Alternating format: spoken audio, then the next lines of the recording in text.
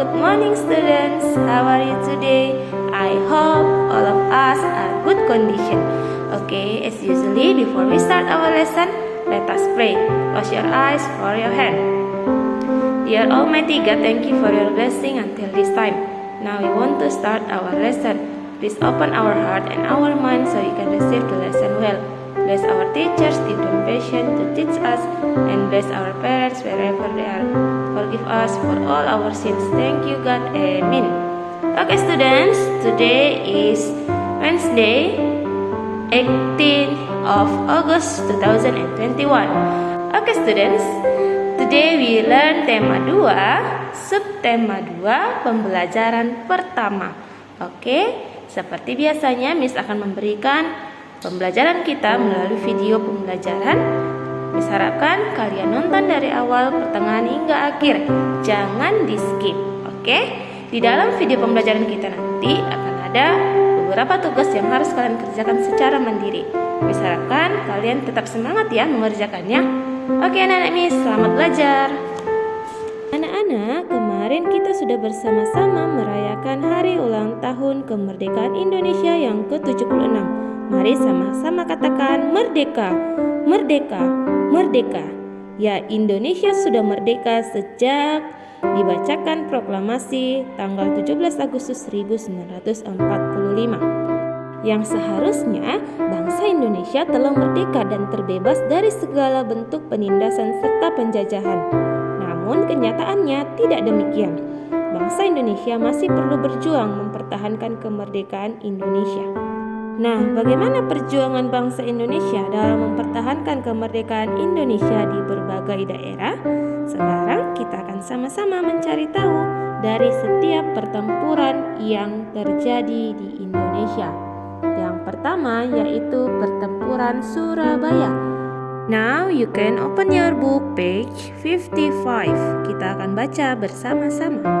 Pada tanggal 25 Oktober 1945, tentara sekutu yang dipimpin oleh Brigadir Jenderal Malabi tanggal 27 sampai 30 Oktober 1945 terjadi kontak senjata antara para pemuda Indonesia dengan pasukan Inggris. Dalam pertempuran ini, pasukan Inggris dapat dipukul mundur.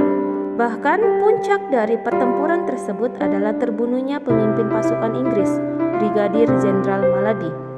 Pada tanggal 9 November 1945, Inggris mengeluarkan ultimatum yang berisi semua pimpinan dan orang Indonesia yang bersenjata harus melapor dan meletakkan senjatanya di tempat yang ditentukan dan menyerahkan diri dengan mengangkat tangan. Namun, ultimatum tersebut ditolak oleh pihak Indonesia. Pada tanggal 10 November 1945, terjadi pertempuran yang sangat dahsyat. Pasukan Inggris menggempur Surabaya dari darat, laut, dan udara. Peristiwa 10 November ini diperingati sebagai Hari Pahlawan.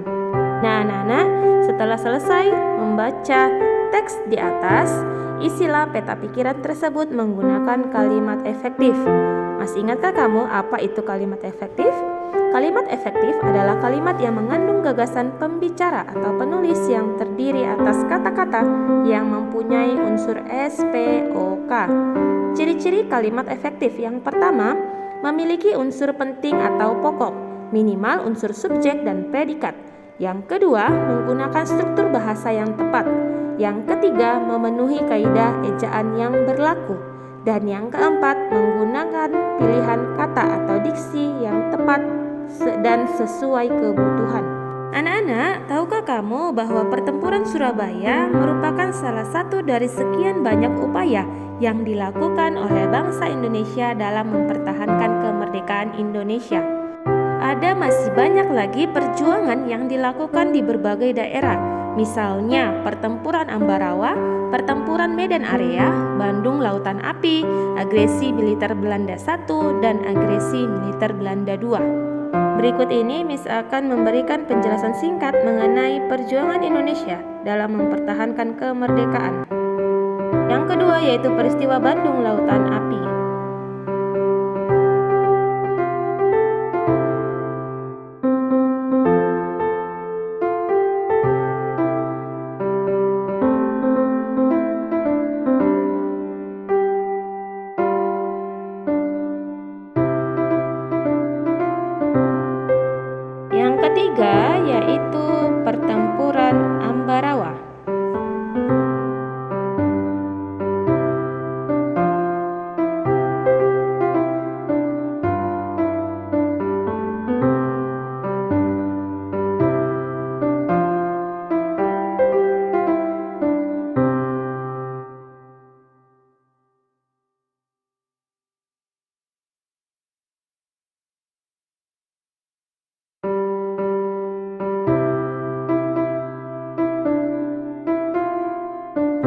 keempat yaitu pertempuran medan area.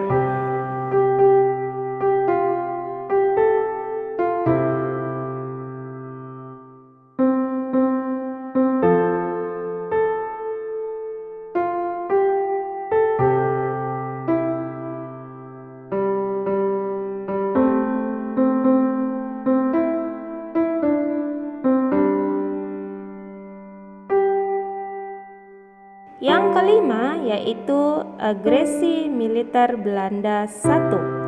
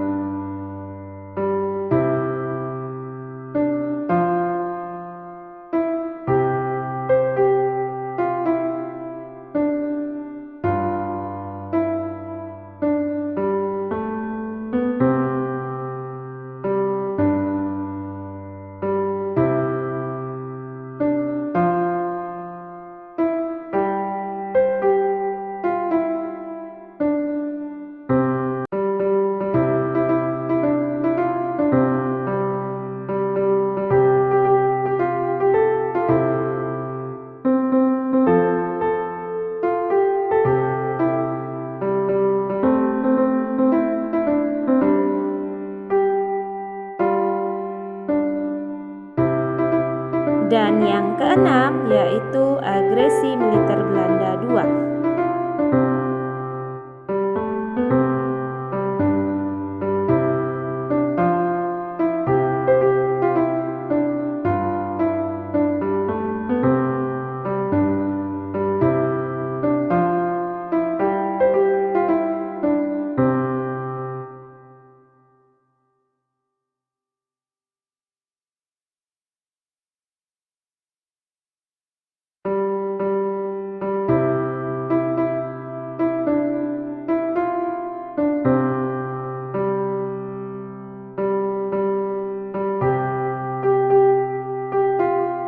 Anak-anak, setelah kita belajar tentang sejarah perjuangan mempertahankan kemerdekaan, sekarang kita akan mempelajari tentang cara hewan menyesuaikan diri dengan lingkungan tempat tinggalnya. Pernahkah kamu mengamati ayam, bebek, ikan, atau cicak? Sekarang dengan bersama-sama kita akan mencari ciri-ciri hewan dan habitatnya dari ayam, bebek, ikan, dan cicak. Yang pertama, ayam. Ciri-ciri ayam: paruh runcing, kaki dengan cakar, 3 jari menghadap depan, 1 jari menghadap belakang untuk mengais makanan di tanah, jalu untuk menyerang musuh. Ciri-ciri habitatnya di daratan, di sekitar rumah, dan di hutan. Yang kedua yaitu bebek. Ciri-ciri hewan bebek: memiliki paruh besar seperti sudu, bulu berlapis zat minyak, dan kaki berselaput. Sedangkan ciri-ciri habitatnya di daratan, tanah berlumpur atau becek, dan perairan yang dangkal. Yang ketiga adalah ikan. Kamu pernah lihat ikan bukan? Ayo mari sama-sama kita tuliskan apa ciri-ciri hewan ikan. Ciri-ciri hewan ikan yaitu memiliki sirip dan bernafas dengan insang. Ciri-ciri habitatnya yaitu di air. Dan yang keempat yaitu hewan cicak. Kamu pernah lihat ya hewan cicak? Ciri-ciri hewan cicak memiliki perekat pada kakinya, lidahnya panjang dan lengket. Sedangkan ciri-ciri habitatnya di tembok atau atap rumah. Tuhan menciptakan makhluk hidup dengan segala keunikan dan keistimewaannya, tidak terkecuali hewan. Keunikan dan keistimewaan hewan tersebut kita kenal dengan ciri khusus. Ciri khusus pada hewan tersebut mempunyai hubungan yang erat dengan tempat tinggalnya. Misalnya ikan memiliki insang untuk bernafas di dalam air, cicak memiliki perekat pada kakinya untuk dapat menempel di dinding, dan bebek memiliki selaput pada kakinya agar dapat berenang di air. Nah, sekarang kita akan membaca teks yang ada di buku kita halaman 49. Bebek. Bebek memiliki ciri khusus yang disesuaikan dengan tempat tinggalnya. Bebek hidup di darat, namun untuk mencari makan, bebek biasanya berada di air. Ciri khusus yang dimiliki bebek untuk mencari makan berupa paruh yang agak panjang dan lebar pada bagian ujungnya. Bebek mencari makan di air, seperti kolam, sungai, sawah, atau danau yang dangkal. Bulu bebek dilapisi oleh minyak sehingga tidak basah jika terkena air.